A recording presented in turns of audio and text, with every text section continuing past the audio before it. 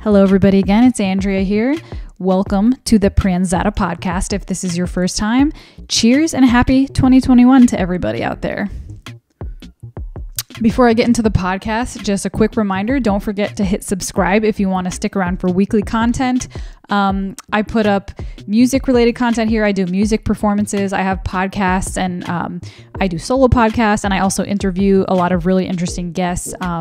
Typically, I try to interview comedians, musicians, but honestly, any type of business owner or anybody who has a dream to make anything happen, I interview those types of people on here. So you'll find a lot of like deep conversations and motivational conversations on this podcast. So if that's something you're interested to, don't forget to hit subscribe. Also, quick reminder, feel free to comment on anything I talk about throughout the podcast as it goes on. I really want to build a community on this channel, and it means a lot to me to, open up a conversation and, talk about if you agree with something I say or if you disagree with something I say. Everything is open, and, I want to keep things growing, and I want to keep the community growing as well. So let's get into it. So for those of you who follow me already, you'll notice that I have a different wall color. So I'm in a new apartment, as I addressed in my last solo podcast video that I did 2 weeks ago. And my last wall was green. So everybody's probably used to seeing the green wall. The reason I switched it was for a few different reasons. For one, green is my favorite color. So I wanted a green logo. I wanted green letters for my podcast. And I also wanted like green things. So I kind of thought, it was my first time doing a podcast studio, and, it takes some time to figure out what it is you want and everything like that. So I feel fortunate that I was able to move and kind of redo it and restart what I'm doing. But I don't know, the first time, even though green is my favorite color, I just kind of felt like it was too much green. I would rather have a nice green logo, or have like things pop up that are green. So I'm a lot happier with this. And I've gotten a lot of comments like from things, I posted on Instagram, that other people had a lot of really nice things to say about this. So I'm really happy with how it came out. It's not quite as dark as I wanted it to be. I wanted it to be kind of like a dark navy blue, almost black blue. When I bought it, it looked like that on the can, but it ended up coming out like a little bit of like a grayer blue. But I'm actually still really happy with it. I like the way it came out. But I know for the future, if I move again and get a new podcast studio, I will definitely search for a darker color, because for whatever reason, it comes out brighter, in person than it actually looks on the can. So that's something to keep in mind. If anybody is painting out there, what you see on the can is not, you may not actually get that in real life. So side note. So what is today's podcast going to be about? So as I mentioned before, I do typically like to interview guests. I prefer to interview guests this year because I started interviewing guests outside, because I felt like it was a safer environment last year, because of COVID and everything like that. Then I moved it to inside because things started loosening up a little bit with the restrictions and things were looking better. But as we know it, things are getting bad again. There have been some spikes again, stuff like that. So I don't know. I just wanted to keep things safe. So I am still booking guests, but they're going to be kind of like less. It's going to be less for now until it gets warm again, or until I see the spikes drop. So I do have some really exciting guests coming soon. So the next podcast I put up, I'm going to have a guest, and I actually think I have like a decent amount of guests booked going forward. But like I said, it's not like they're going to be coming in here every day. I'm definitely going to like kind of feel it out, and if someone doesn't feel well, I'll make sure they stay home, reschedule. I mean, there was already like one situation where I had to ask somebody to stay home and reschedule. So stuff like that is going to come up. I haven't gotten COVID yet. I don't know. Has anybody else gotten it? Comment in the comment section below. I'm kind of wondering, like, maybe I don't show symptoms, which is kind of scary, because that means I would,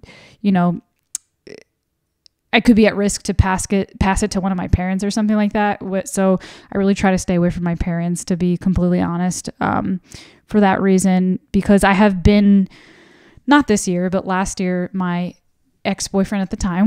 We're newly broken up, so it's weird to say it, but he is my ex-boyfriend. So my ex-boyfriend, he had it last year, and we were sleeping in the same bed, and I didn't get it. So that kind of, to me, you know, if I'm literally sleeping in the same bed as somebody and they have it full blown and I don't have it, then to me that's like a sign that maybe I'm like an asymptomatic carrier or something like that. So a little scary. So I've been trying to be careful as I can. And like I said, you know, I don't want to invite too many people in here until the things start looking better outside. So, okay. So what is today's podcast going to be about? Because it's just me. So I figured it would be an appropriate time to talk about my goals for 2021 for two reasons. For one, I thought it would be good for anybody out there who maybe doesn't really know what their goals are for 2021, I thought it would be kind of nice to throw out some ideas, you know, see how they compare or contrast, or maybe I can, you know, throw out some ideas that might motivate somebody to add ideas to their list of things that they want to do for 2021. So I thought it would be good to talk about. And then also it would be good for me because I kind of feel like, by putting it out there into the ethos, it would kind of force me to hold myself accountable to these things, you know, because like, I don't know, I'm somebody who, once I put my word out there, I become obsessed with like having to reach the goal. So it's kind of even more intense. It's more intensified when I put it out there on the internet, because it's like, okay, well now it's not just me, but if I say this and then I don't actually achieve these things, I'm going to feel like an ass. So, yeah, I want to talk about my goals with you guys. So I have a little list here, because there's no way I can memorize all these things. So first goal, and I feel like I should have saved this goal for last because it's probably, to me, one of the most exciting ones, but I put it there first because as I was writing it, I didn't really have like a rhyme or reason to the order. So it's going to seem out of order, but this was the first one that popped into my head. I am 95, like 99, really, really pretty sure I'm going to be moving to Austin, Texas. It's a matter of when, because I just signed this lease here. Like I had addressed in my last video, me and my boyfriend, we broke up, and I wanted to live on my own, you know. He was living with his brother, so it would have been weird if like I kept that whole house to myself. Like, you know, I didn't need a big house. So I moved into my own apartment, and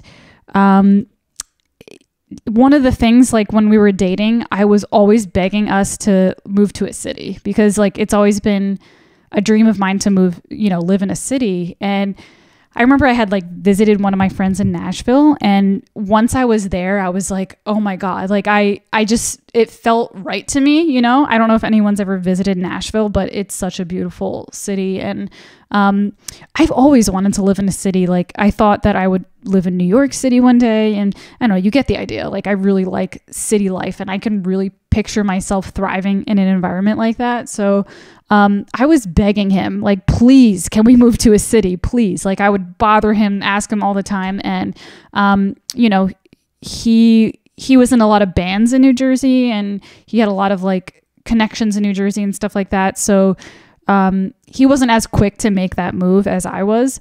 So we had, you know, if we were still together, we had settled on at least moving towards New York City, whether that be, you know, Jersey City or Hoboken or something like that. So that's what we had settled on. But now that we broke up, I can do what I want, you know, because I don't have to, you know, I don't mean that in a mean way either. Like that's not what I'm saying. But what I'm saying is like, I'm on my own. So now if there's any, you know, city dreams I want to fulfill, I can do that now because it's just me. So I am probably like 95% sure going to be moving to Austin, Texas. I am going to be visiting Austin, Texas, probably on spring break, like whenever the kids are on spring break, because I teach. So like around, I think March or April, I'm not sure, like the end of March is when spring break is. Why Austin, Texas? Well, lots of reasons. One, because I've been doing a lot of research. It's like a booming economy right now. It's like one of the top job markets out there right now. Two, I don't like the cold. And that's one of the things about New Jersey is that, especially because of COVID, you know, it seems to me that life is becoming outdoors, and I keep hearing people say like, oh, it's going to ease up and everything's going to get better, and we're going to go back to normal life soon. We're near the end, but I don't really see things just like easing up, anytime soon. And I don't mean that to be negative. It's just, it's not that I don't think they'll ease up soon. I honestly don't know. I have no idea, because I think this whole thing, none of us really knew what was happening, and like in the beginning, I was very positive and I was like, oh, this is only going to take a few months. And lo and behold, it's a year later and we're on a second lockdown. But what I was getting at is life to me, I can't guarantee anything now, and I can't guarantee that things are going to be back to normal anytime soon. So with that being said, it is a really big dream of mine to work in the entertainment industry. I want to perform live music. I started doing stand-up this year, and I want to start doing shows, and, I need to be able to mingle and get out there and get at it. And it's really difficult to do that when it's cold outside and we're in a condition where outside is the safest place to be. During the summer, I was able to get a lot done. I did some music, I had some gigs in the summer. I did a lot of open mic stand-up in the summer at outdoor events and stuff like that. And I felt fine. I felt comfortable and I felt safe. And then once winter came again, it was like kind of like, okay, well, here's the off season, like it seems like in New Jersey and New York City now it's like summer's the on season and winter's the off season. And I can't have that. So I want to move somewhere warm. So that's one of the reasons why I'm moving to Austin, most likely. The other reason is because as everybody knows, and I won't shut up about it, I'm a huge fan of Joe Rogan. He just moved to Austin, Texas, and he has a huge impact on the stand-up comedy community. And a lot of comedians are now following him and moving to Austin, Texas. And he, if those of you who don't know, he has a lot of money now because he got signed to Spotify for $100 million. So he has a lot of money right now. So he's planning on doing a lot of good things with that money. And one of the things he wants to do is open a comedy club in downtown Austin, with the intention of he has a very heartful intention in this, and he wants to continue to build the comedy community that already exists, but he also wants to like find a place for comedians to new comedians to start and thrive and build a new community in comedy. So I don't know, everything in my heart and my gut is telling me that because of his impact on comedy, I think that Austin is going to be like the new, I hate to say this because I feel like it's putting down New York City, but it's just, I could be wrong, but it's just my gut. My gut is telling me that Austin is going to be the new hub for comedy because of the great impact that Joe Rogan has on comedy. I feel guilty because like New York has like this reputation as being the best. And I guess right now it isn't, So yeah, that's one of the things that, really wants to bring me there. Cause like I said, everything in my heart and my gut is telling me that like that is going to be a hub for comedy. And I also think it's going to be a hub for music, for similar reasons, because of the fact that it's warm there and there's more freedom there as far as keeping things open and, which has its downfalls as well. Like it may not be a safer environment, there may be more COVID cases there. But to be completely blunt and to be completely honest, at some point I have to live my life. And if I want to take that chance of working in the entertainment business with like comedy and music, I just have to do it, have to go out there and do it. I'm not getting any younger. I'm 32 years old, so I have to do it. And I'm willing to risk my life to do it. So I know that's a little harsh, but that's honest to God how I feel. So yeah. Pretty sure I'm going to be moving to Austin. I'm going to visit there, like I said, just to double check and make sure I really like it there, because I would hate to like romanticize it in my head and think it's this wonderful thing, and then to go there and find out it's really not that great. But from the research I've done, it really is that great, and it really is a good fit for me. So just got to check it out and make sure that it is. When will I move? I just signed this lease in New Jersey. So either I would move right when the lease is over, which is in pretty much 8 months. So that's going to fly by. Or if I want to like really take my time with it and save my money, I would then move the next lease, which would be less than 2 years. Knowing me, because I'm kind of an impulsive person, I'm probably going to pick the sooner one. But I also don't want to do anything that is stupid and isn't going to, set myself up for success. So I'm going to think about it. I haven't made that decision whether I want to go sooner or later. But my gut's kind of like pushing me towards the sooner one, because that's just my nature. I'm a little stupid and impulsive and crazy, and has its downfalls, but it also has a lot of ups, to be honest. Okay. That was a lot for the first goal, but that was, like I said, like one of the most exciting goals for me. Goal number 2 for 2021, financial stability. Kind of like goes against what I just said about picking up and leaving. So like my whole life, I've had financial problems, like my entire life. I mean, I guess when I was a kid, I didn't, because I didn't have rent and stuff to pay, but ever since I was an adult, living on my own, I guess you could say, I've always like had a empty on my gas tank, like less than a quarter tank of gas. Like I'm always driving around. Like I always need an oil change, like rent's due and I have $5 in my account. Like that's just been the life I've been living, my adulthood in my mid to late 20s. And this is the first time in my life where I don't feel that way. It's kind of crazy because like the way my life goes, it only makes sense that 2020 would be the year that I would find stability. Like when the whole world is chaotic, it seems to be the year that I've been thriving. I don't feel guilty about it because, like I said, I've had a lot of unlucky years. So I'm not guilty about the fact that I'm doing really well right now.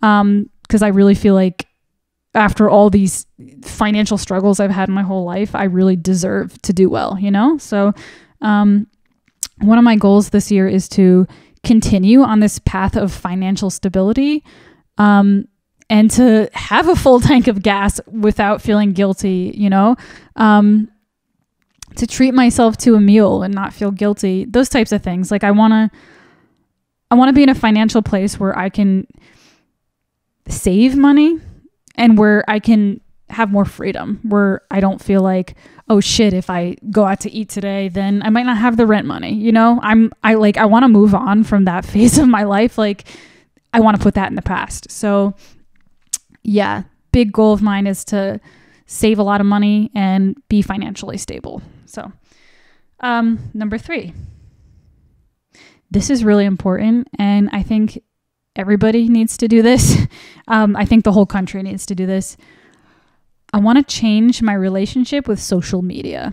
And out of all the things on my list, I think this is going to be the hardest one. It could be moving to Texas or getting fit.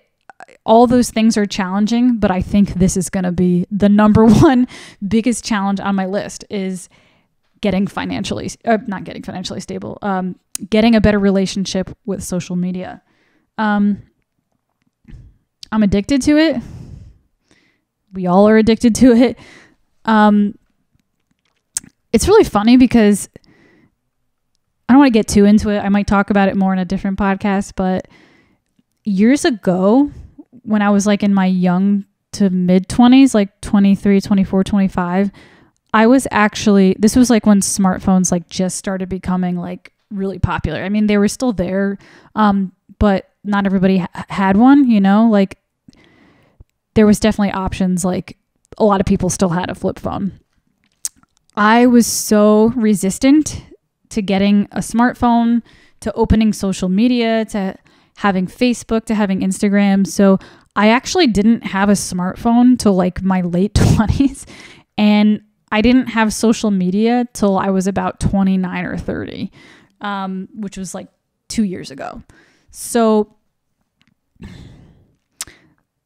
I don't know, the change of heart that I had to suddenly then get a smartphone and to then get social media was because I realized that I wanted to put my efforts towards my career, and I didn't really have a choice. Like I kind of felt like, okay, well, if I want to do music and comedy and all this stuff and YouTube, like I need social media. I don't really have a choice.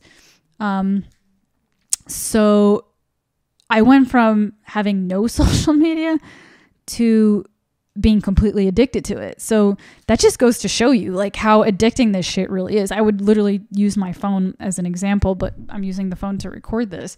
But it's just crazy. Like the phone, like I feel like I can't, I mean, I don't need to explain it because everybody knows what I'm talking about, but I feel like I can't leave, like the phone always needs to be in my sight. Like if I'm practicing piano, I have the phone on, you know, the music stand, or if I'm in the bathroom, like fucking taking a dump, like I need the phone in my hand at all times. Like try not to go to the bath, like try to take a dump without your phone. It's impossible. You know, it's so crazy. It's like a extra limb on my body, you know, and I want to change this. I have to change this. And this is going to be the hardest one. I don't really know my plan for changing it yet. You know, I have to write that out, but I know that I have to change this. I'm really big into podcasts. Obviously, that's why I do one.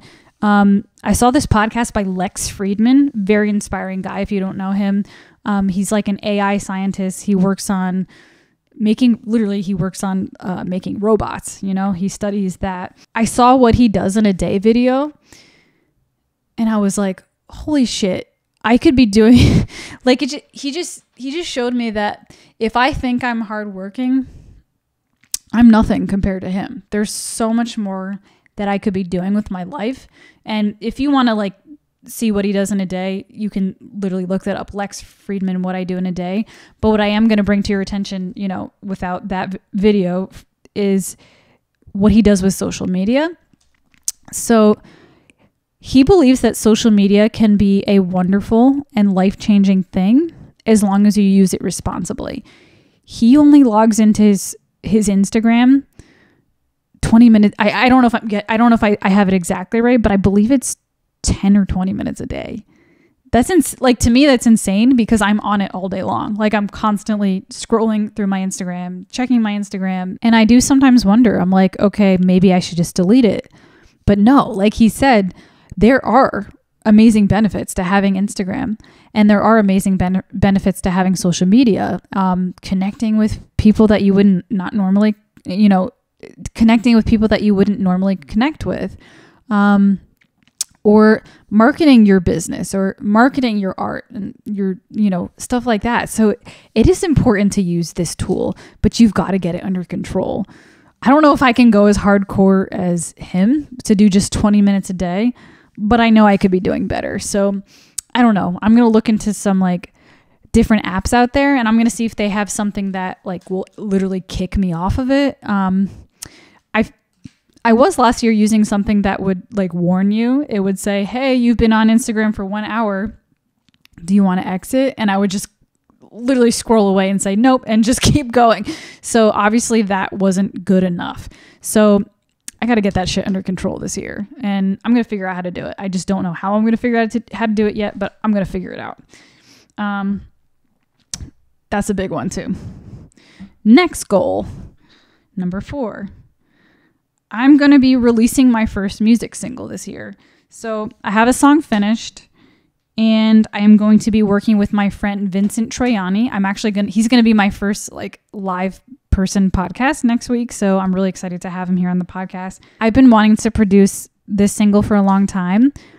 I'm a very, very big perfectionist, and while I think it's good to be self-critical and to be a perfectionist with your work, I do think the level of perfectionism I had was to some degree hindering me, because I would always want to work on things and be like, it's not ready. I have to wait. But if I just keep working on it, it will never get out there. So I think I need to like kind of find a balance between being a perfectionist and making a deadline. So this year is the deadline. Like, I'm not happy. I'm never going to be happy with it, but I have to put it out there, because the only way I'm going to get better and continue to grow is by putting it out there and then later improving the things that I didn't like on the next work. So this year I'm going to be releasing my first single. I'm really excited about that, with producer Vincent Troiani. And I'm also going to make a commitment to have 2 other songs on deck. Like, they're finished. All the lyrics are written. All the chords are written. I actually have a bunch of songs where all the chords are written already, so I'm not worried about that. My biggest downfall is the lyrics. I am really, really critical of lyrics.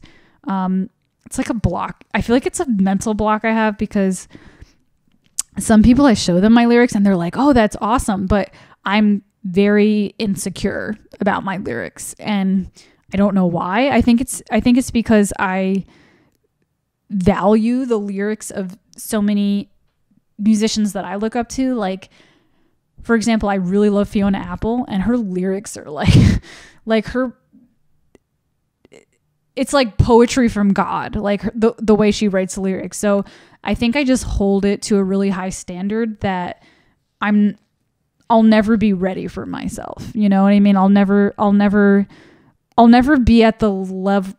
I might be ready for myself one day, but I'll never be ready for myself for my first single, if that makes any sense. Like, I think the only way I'm going to get better at lyrics and to get to that elite level of lyric writing is to keep writing them. But I have like this block where I'm like, oh, the lyrics suck. You know what I mean? I'm actually happy.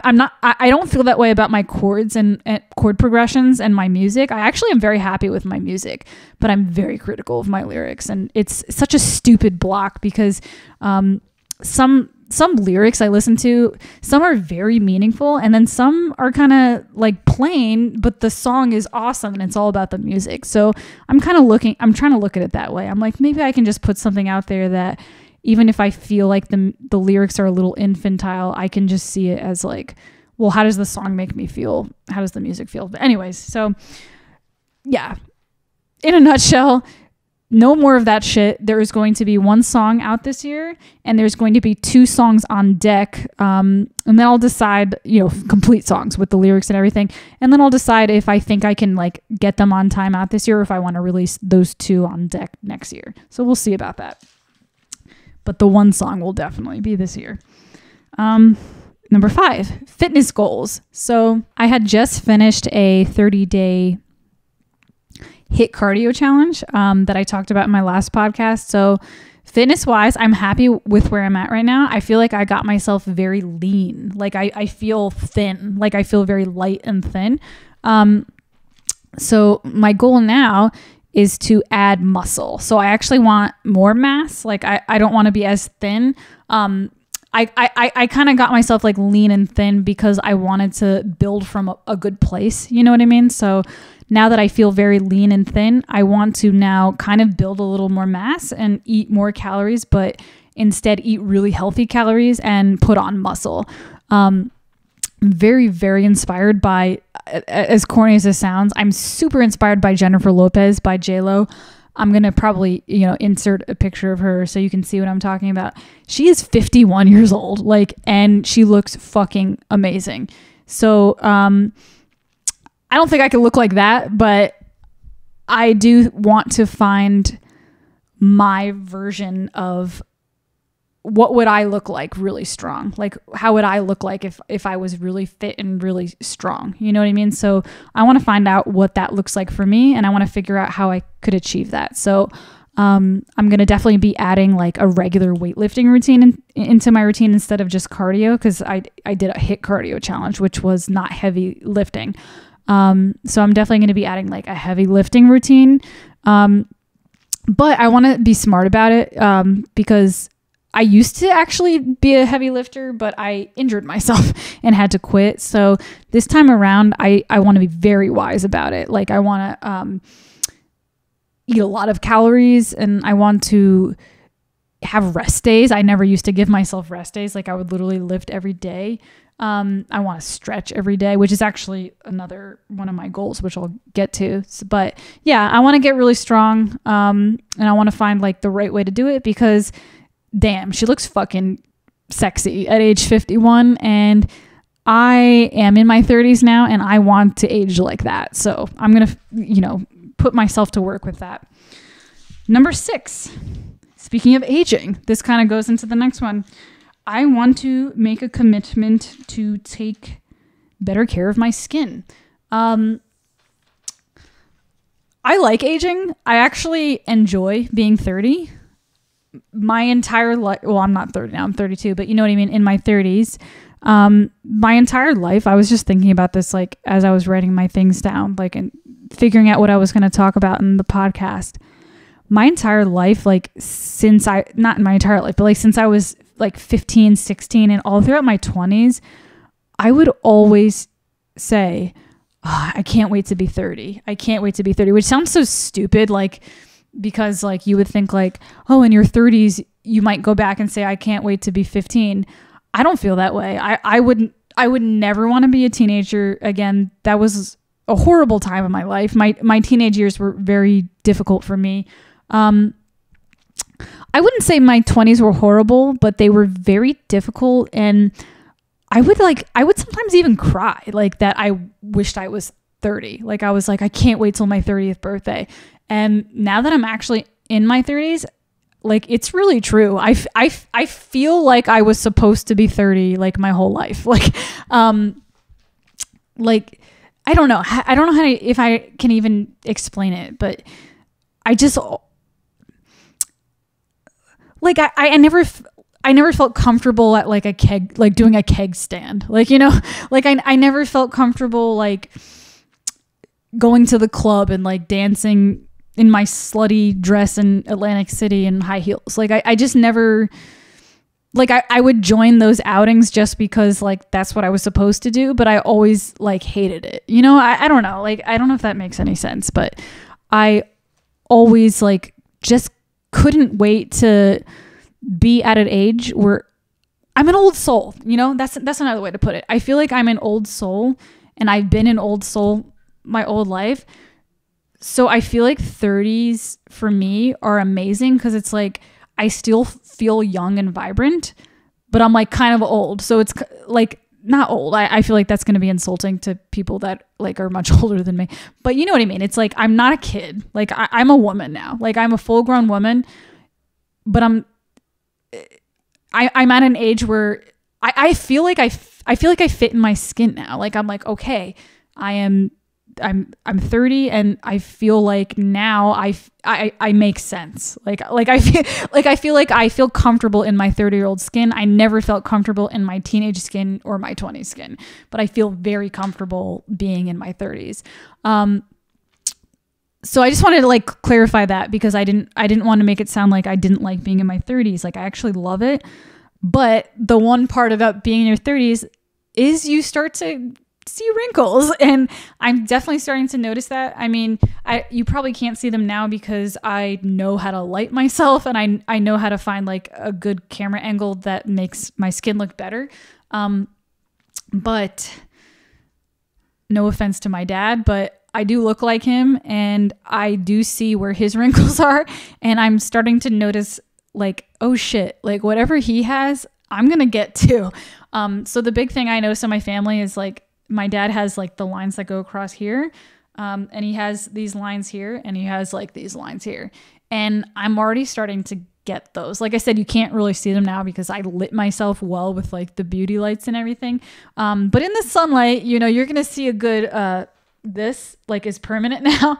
I think I've been like angry a lot in my life, so I think these, or angry but also inquisitive and thinking, so it's not always a bad thing. Like I think there is some pride, so like my wrinkles as well, because it's like, oh, this is my character. Like the wrinkles that you have on your face really show what kind of life you lived. So for example, I don't have any crow's feet because I don't think I smiled a lot in my life. So I don't have crow's feet because that's like a smiling, thing. But I have this, and I think it's because I had a difficult life and I thought a lot in my life, and I'm a very curious person and I'm thinking a lot. And so I think like I'm like making this face a lot. So that, and then I'm just starting to get this, which I'm not a big fan of. I don't think it's that cute. So, I can't undo. I mean, I guess I could if I got Botox, but I do think about that sometimes, but I don't know. But assuming that I don't get Botox, I can't undo the damage that has been done, but I can work on like aging gracefully from this point. So I want to make a commitment to really take care of my skin. I started taking collagen peptide supplement. I take fish oil. I take a multivitamin. One of the like kind of annoying and messed up things for me is that I break out easily. So I can't put oil on my face.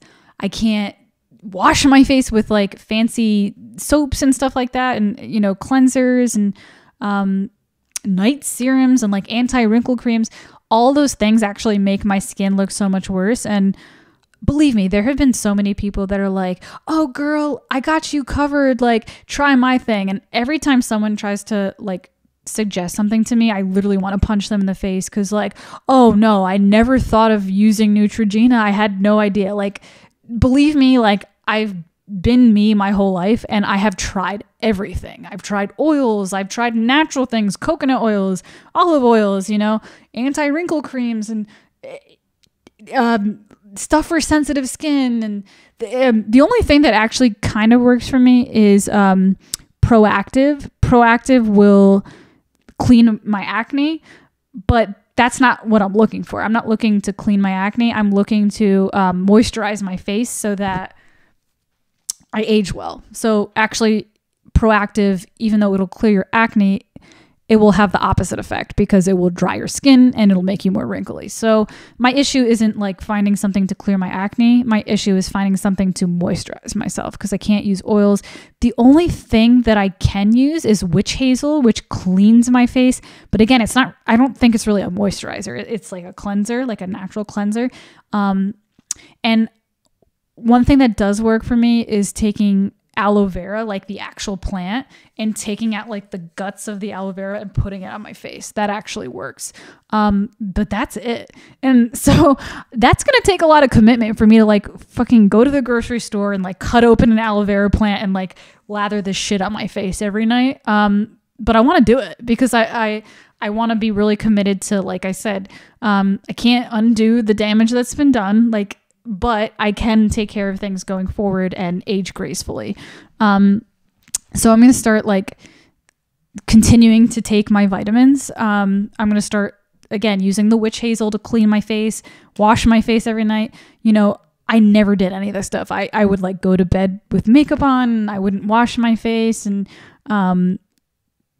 mainly because I just like gave up. I was like, my skin's fucked up. Like I can't do anything to fix it. So I'm just going to roll with it. But I realize now that like, that's not true. There are things I could do. I just have to be really delicate. So anyways, that's just a goal I have. Like if there's any ladies out there who are in the same boat as me, and actually men too, I feel like men don't consider their skin enough. I mean, like, listen, you don't need to be like going to get a facial, not that kind of facial, but you know what I mean? You don't need to be getting like all these fancy girly products, but at the very least, like men could be like washing their face at night with water and, it's taking vitamins and stuff like that. So it's not just for women, it's for men too. Next thing, I want to get back to doing open mic comedy. I started open mic comedy during the pandemic, stand-up comedy. I was on a roll and I was actually improving a lot, I felt like. And then this was during the summer. Like I felt comfortable because there was outdoor events and stuff like that. And I was really loving it. And I was connecting with like different comedians in New Jersey and I was having a fucking awesome time. And then, the winter came and I was like doing it for a little bit. Like I think the last time I did it was October.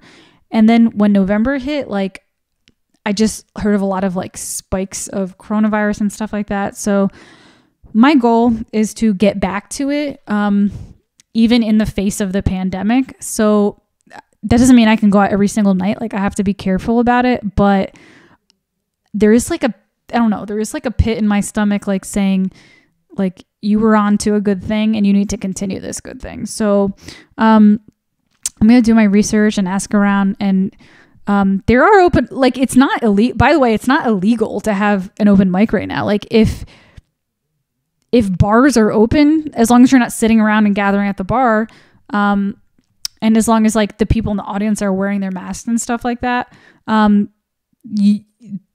it's not illegal. Like they are happening, you know? Are they safe? That's the questionable part. But I'm going to do it, and I'm going to just like I said, I'm not going to do it every night, but I'm going to just maybe make a commitment to do it like once a week or once every 2 weeks, because I can't let go of the progress that I had made in the summer. I want to continue like building on that progress. So I really got to get back into it. Anyways, that's one thing. Wow, I have a lot. We're already going for a while, and I have a lot more. So if you want to stick around for the rest of them, I'm going to not like go on side tangents for each one, because I do want to get all the rest of them out there. The next one. All right, guys, how about this? I'm going to just touch on the ones that I think are important, because I think the ones that I had just mentioned before are super important, especially like the Austin one and the social media one. So I think for the rest of them, I'll tell you what the rest are, but I'm not going to go into detail, but I will go on in detail about the ones that I think are very important. So number 8, I'm just going to read it to you without going in detail. Improve piano. I'm going to be focusing on jazz, and I'm going to be focusing on the Bach inventions. Last year I had put aside classical. So this year I'm going to be making the commitment to only do the Bach inventions, because they're short and I love me some Bach. So I feel like that's a good compromise for me, because I can still hold on to Bach, still hold on to some classical, and fit it in my life. So jazz, piano, Bach inventions. Okay, next. Vocal routine. I'm not going to go into detail on this, but I want to actually do a vocal routine every single day to keep my voice in shape. Because I use it a lot. I podcast, I, do all this different stuff. I teach, I sing.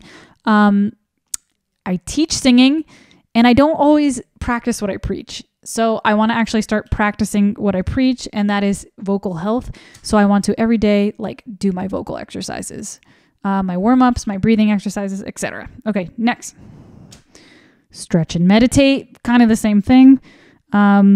I want to protect my workouts and everything like that. Stretch regularly, meditate regularly, breathe. Okay, onward. Watch movies. I actually do kind of want to explain this one, because why would that be a goal, to watch movies?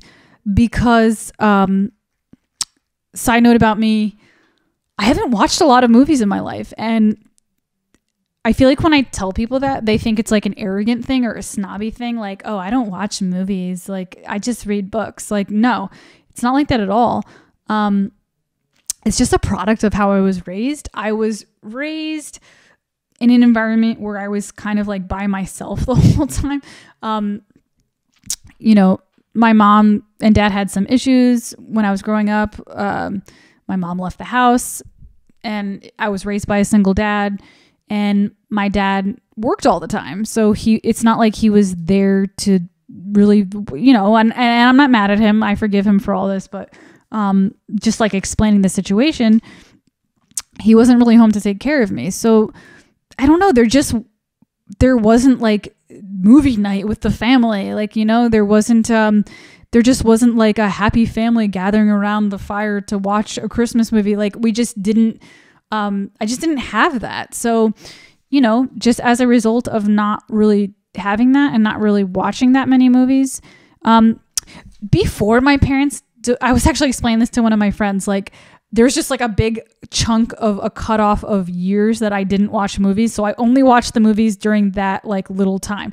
So like when my parents were married and things were better, which was, it was short, but I mean, I don't know.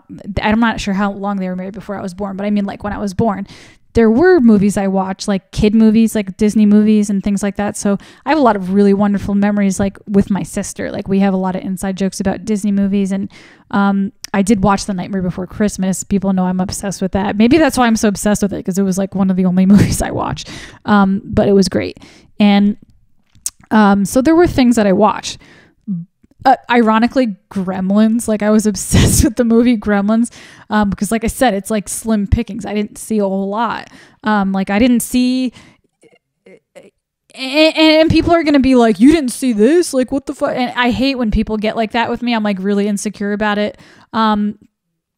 But I didn't see like Back to the Future. I didn't see Star Wars. I didn't see, you know, I don't even Dumb and Dumber. Like I didn't see any of the things that like everybody saw, you know, and it's embarrassing, you know, like people think that I think I'm better. I'm putting my nose up, but they have no idea that in my shoes, it's actually the other way around. Like I feel highly insecure about it because like I'm hanging out with people and I don't understand the references, and I just feel like uncultured or like stupid. It makes me feel stupid to not have seen anything.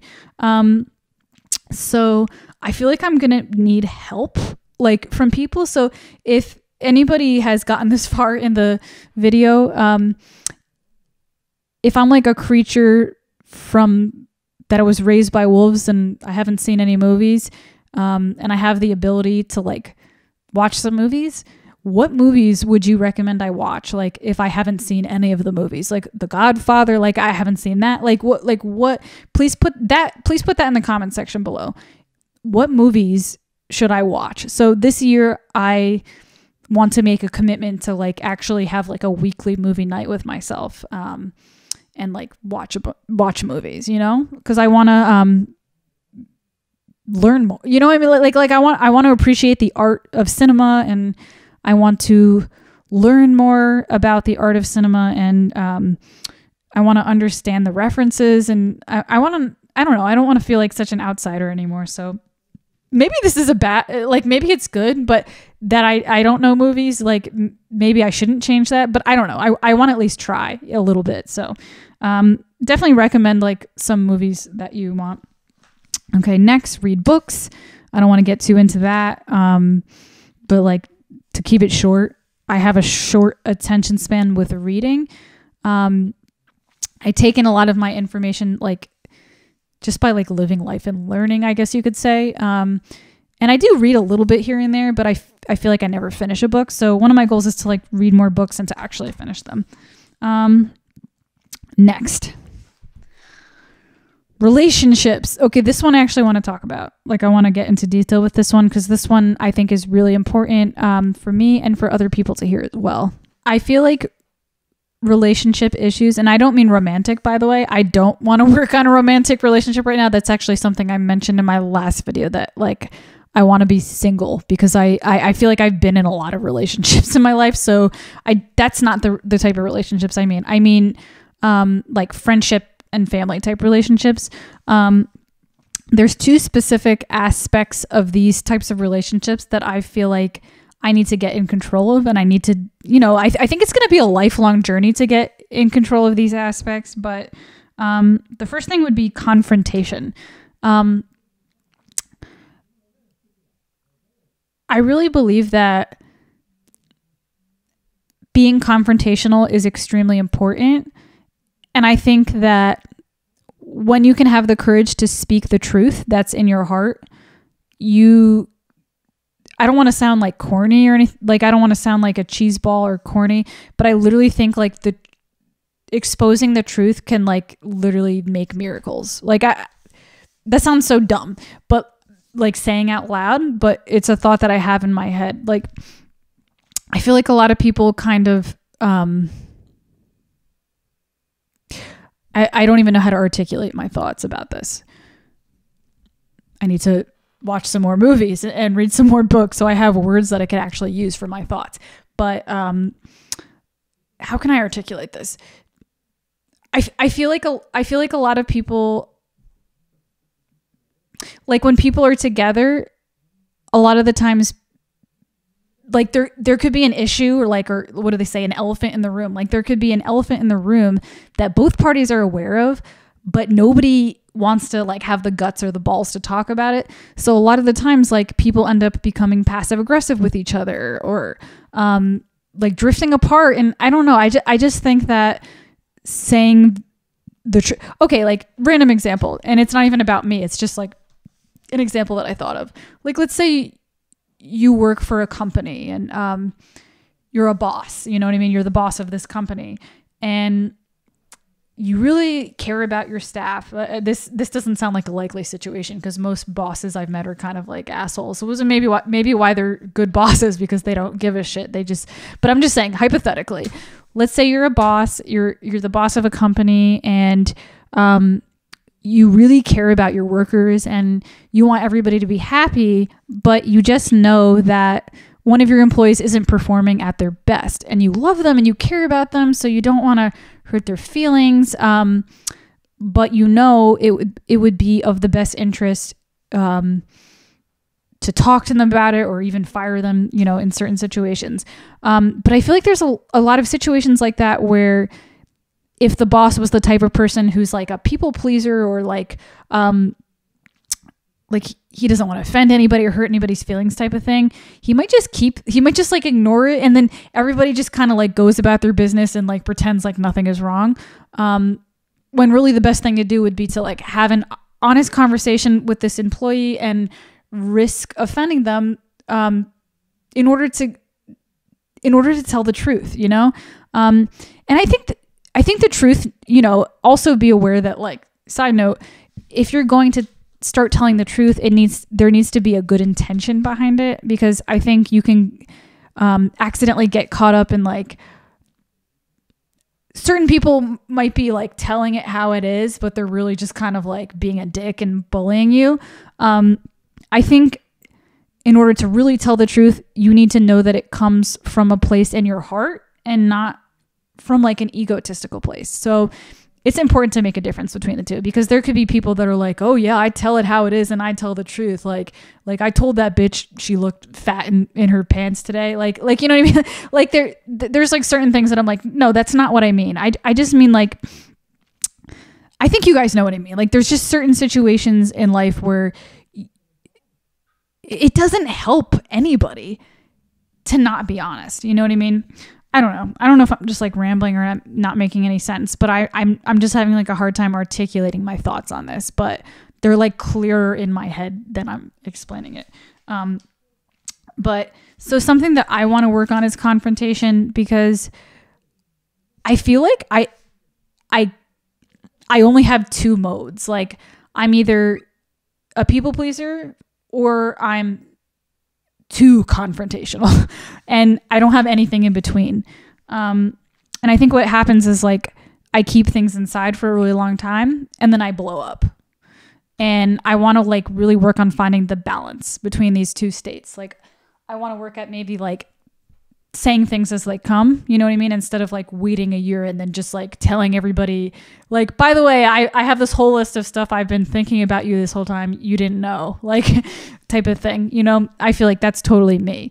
So I definitely want to work on that this year, like being more brave to confront people when it happens instead of waiting to confront people, and also to work on doing it in person, like face-to-face confrontation, because that's something I really struggle with. Like I always find it easier for me to talk about my feelings like through text, meaning like an email or literally a text message or like whatever, Instagram message. I find it easier for me to communicate this way. I don't know, just because like I feel like when you do tell the truth and the truth is in your heart and not from your ego, I think it's such like I could cry. I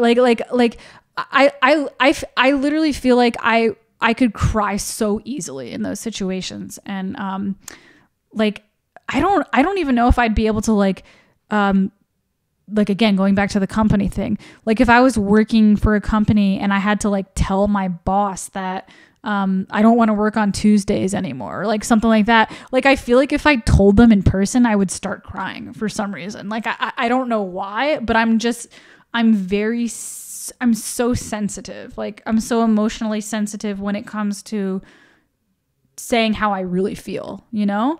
So I feel like I always manage to find a way to talk about how I feel, but it always seems to come through like a text, because I'm so afraid of that vulnerable feeling that you feel when you just like tell a person like face to face. Like I can't like tell my parents I love them to their face. Like I don't know. Like, I don't know if this is like a masculine trait or something, or if like other girls feel this way, but I feel so vulnerable to like tell people really meaningful things, whether they're loving things or whether they're difficult things, like setting a boundary and stuff like that. So yeah, that's just something I really want to work on, because like I said, I think the truth is always the best thing. You always need to work towards the truth. So I want to get better at like always telling the truth, and telling it maybe face to face more often, and more often, instead of just like bottling the truth up and then blowing up later. So that's something I need to work on in my relationships.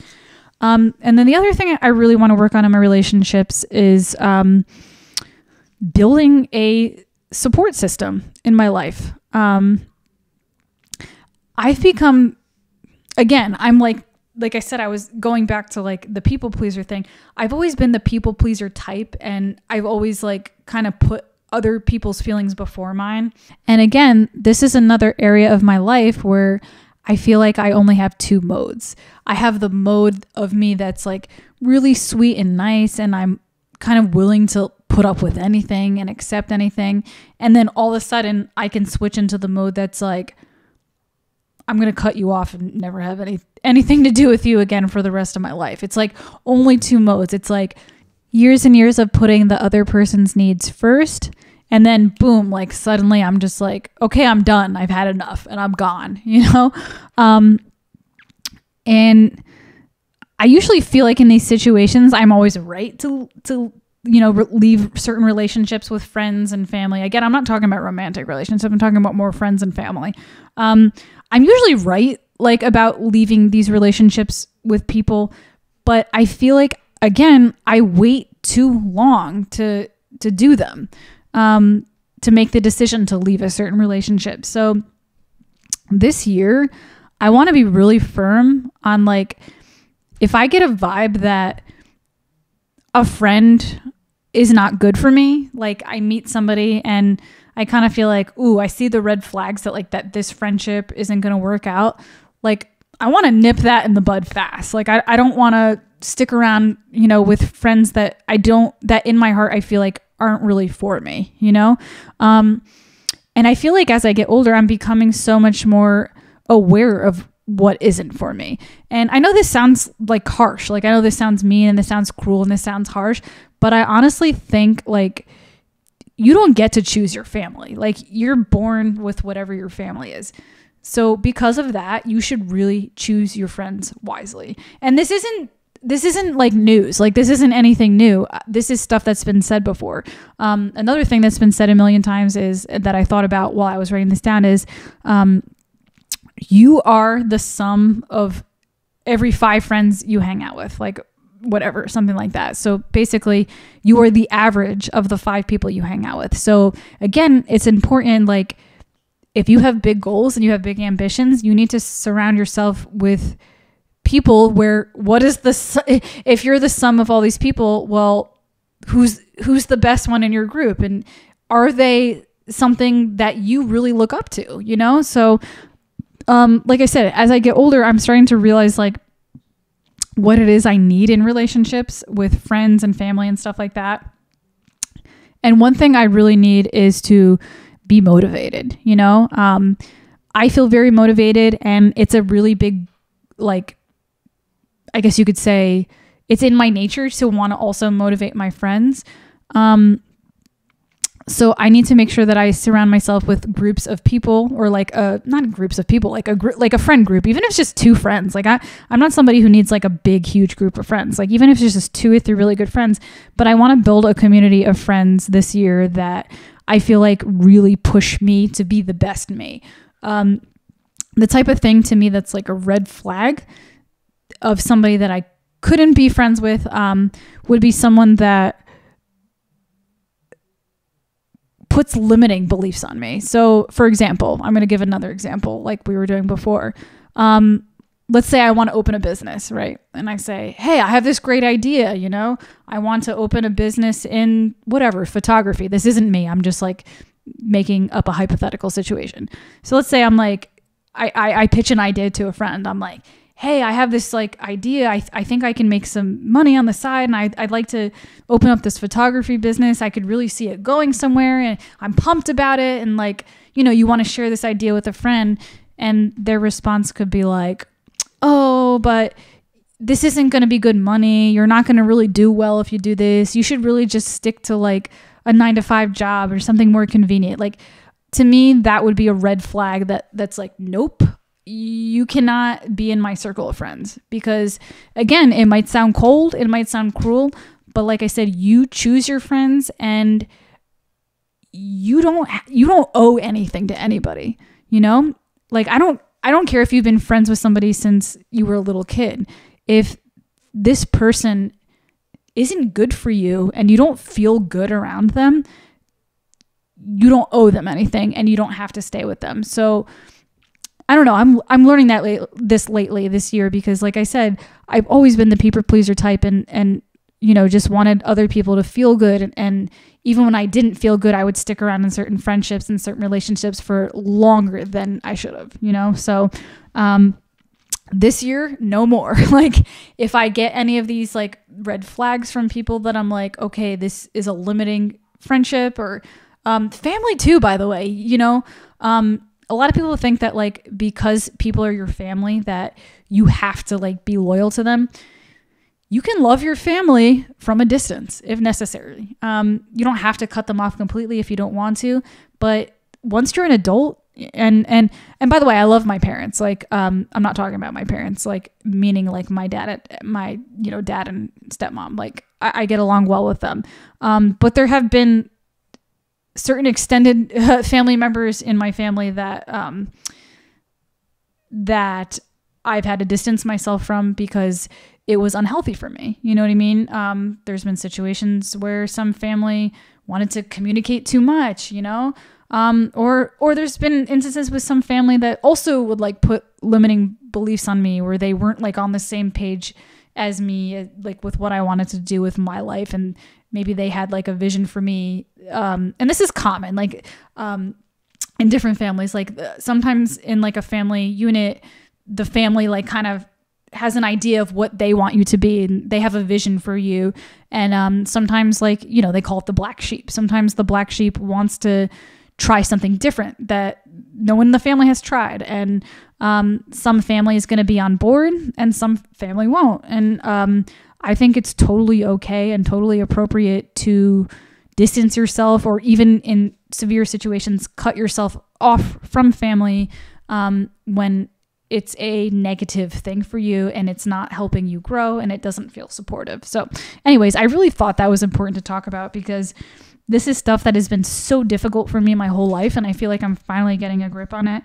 But again, like, choose your friends and choose them wisely, and make sure you're choosing friends that lift you up, support you, and push you to be better.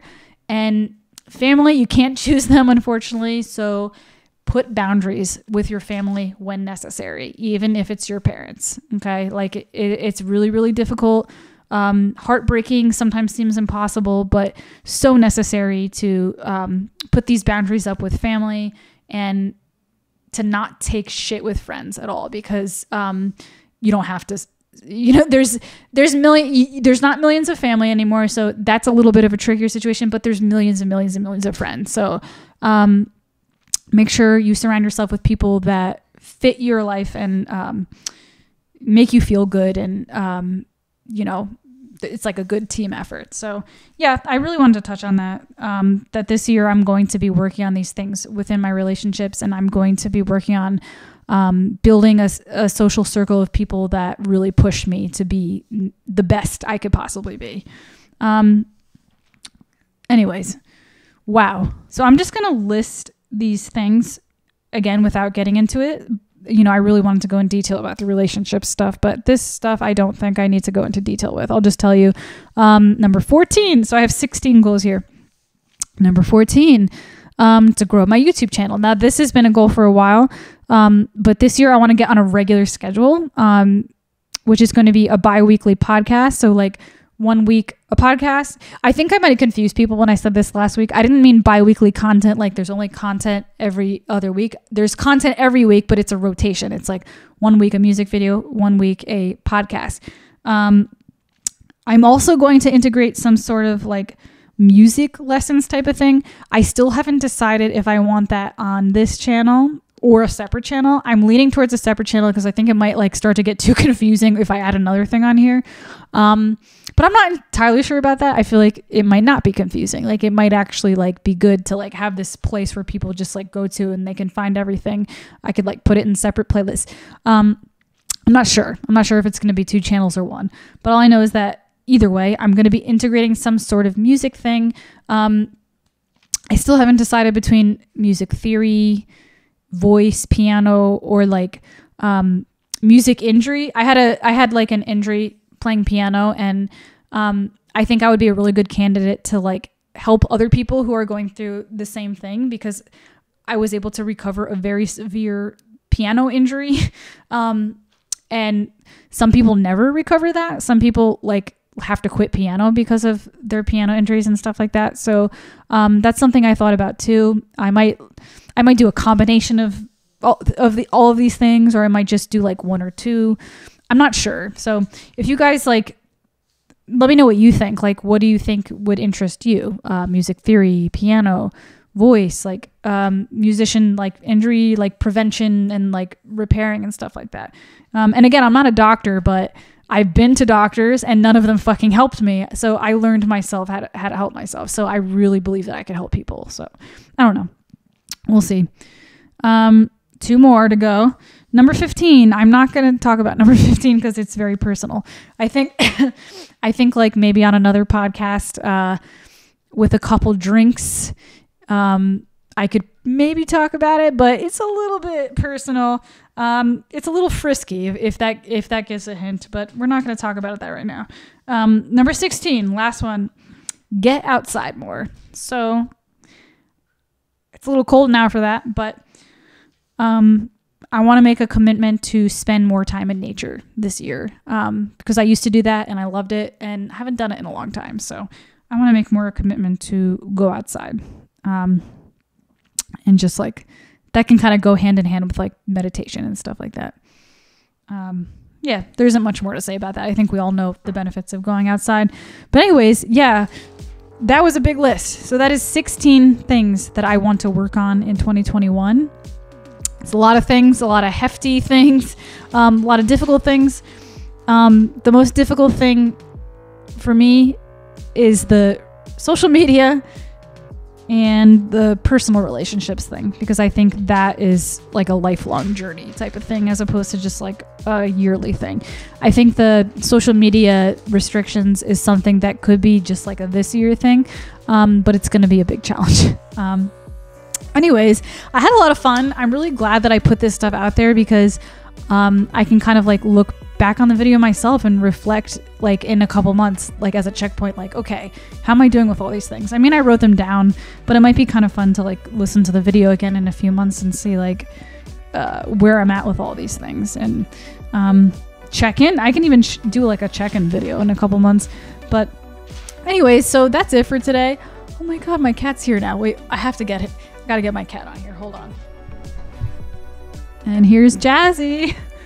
Jazzy loves the podcast room. So right now he's pissed off because he usually sits on these chairs and the chairs are being taken by the microphone and everything. So he's a little pissed off, but he's adorable. He's like such a sweet cat, but he probably doesn't see it now because he's pissed that I took his chair, but he's the best.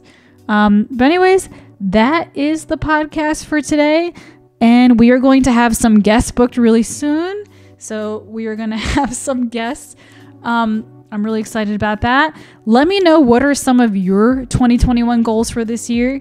I really hope like after this fucked up year we had in 2020 that other people are also like looking for a really good solid, progression forward to a good year. So yeah, leave in the comment section below like what your plans are for the new year. But that's it.